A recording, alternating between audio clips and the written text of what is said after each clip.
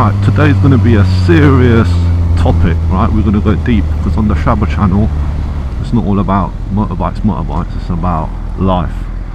Topic today is around guilt and the pressures and the guilt that we face riding motorbikes from our loved ones, families, wives, dogs, cats, kids, mums, brothers, sisters, friends, you know, everyone telling you that, you know, it's really dangerous to ride a motorbike, why do you do it, you're a sensible guy, blah blah blah.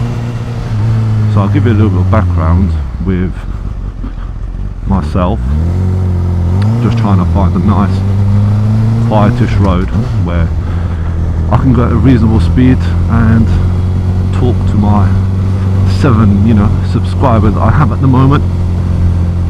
Okay, so I've been riding for about 11 years now, and I used to ride to work, you know, wherever I worked, sort of in and around central London.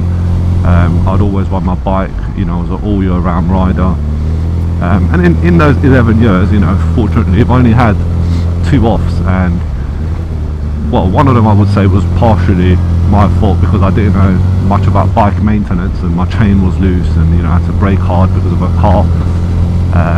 And the other one was just a random, you know, maybe a cold tyre, but it was just a random wobble and a slip. You know, I only fractured my thumb on, well, in each hand in each accident. So I was riding for about 5 years solid,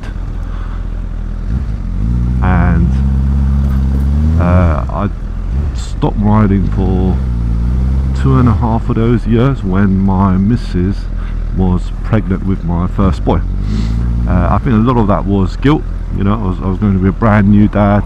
I wanted to obviously be there, you know, and I thought, you know, riding a bike and God forbid something happens to me, then the wife will be on her own, pregnant, or you know, when we have a baby will be without a dad, you know, and you get all this sort of guilt that comes in. So long story short, I stopped riding for about 2.5 years, 3 years actually, and then I got the itch. You know, I sort of thought, well, maybe I should get a bike and do like a weekend type ride thing with it, and you know, I did. I bit the bullet and I got a bike. I started riding, and then I suddenly started riding to work again, and it was all year round. And I did that for probably about 2 years. Until I got a job which was just a bit too far, sort of on the other side of central London, and you know, I live in sort of northwest, and to go all the way across sort of towards south just wouldn't be worth it. It'd be quicker on the tube, it wouldn't be fun. So I started to ride sort of less and less. Then I got to a point where I was kind of contemplating giving up riding again, only because I didn't ride enough, and when I rode I never really had much pleasure. I was always sort of feeling a bit guilty. I was sort of, you know, everyone's sort of guilt was getting into me, and I was, you know, umming and ahhing around, should I stop, should I not, what should I do? And it was a guilt. So what do you do? How do you get around it? Do you give up riding? If you're planning to just get into riding, you know, do you get into riding now? You know, if you've got commitments, you've got a wife, you've got maybe, you know, parents that you're responsible for, maybe you've got kids. What do you do? My advice, my personal advice is do what feels right, but also bear in mind that you are taking a risk. Right, now you can say life's a risk, and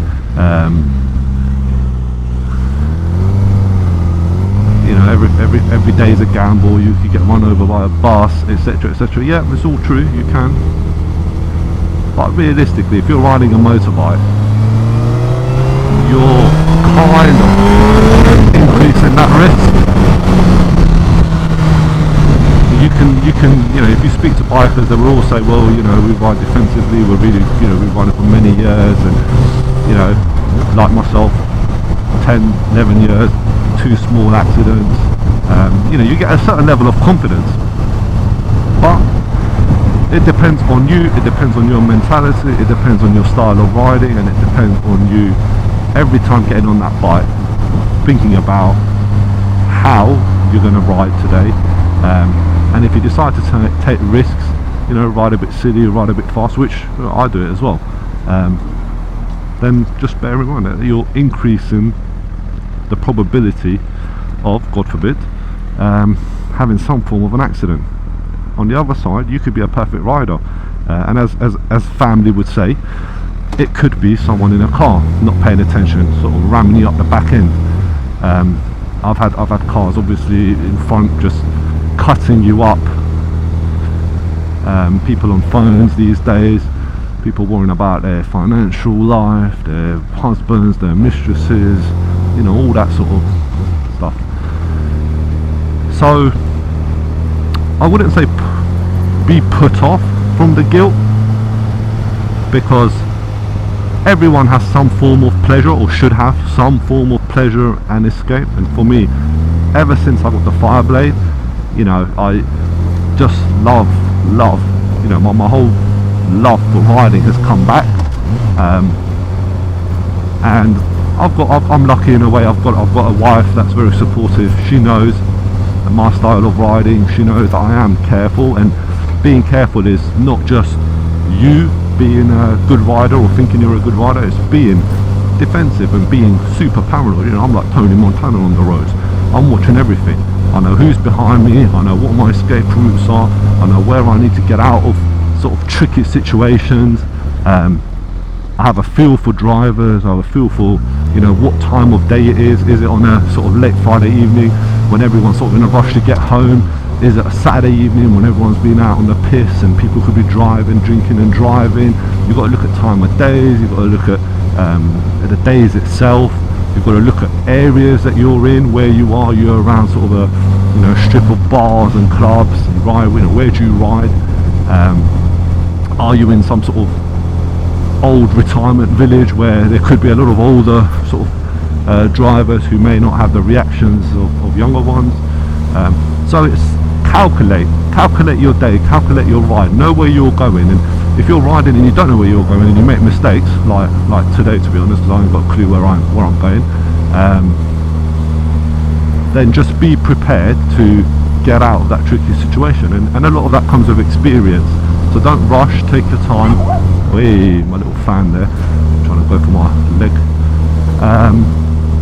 And yeah, hopefully you'll come to the realization of whether it's something that you should do or you shouldn't do. Well, hopefully this video helped. I'm going to now switch off and go for a nice ride, so ride safe, and I'll speak to you in my next one.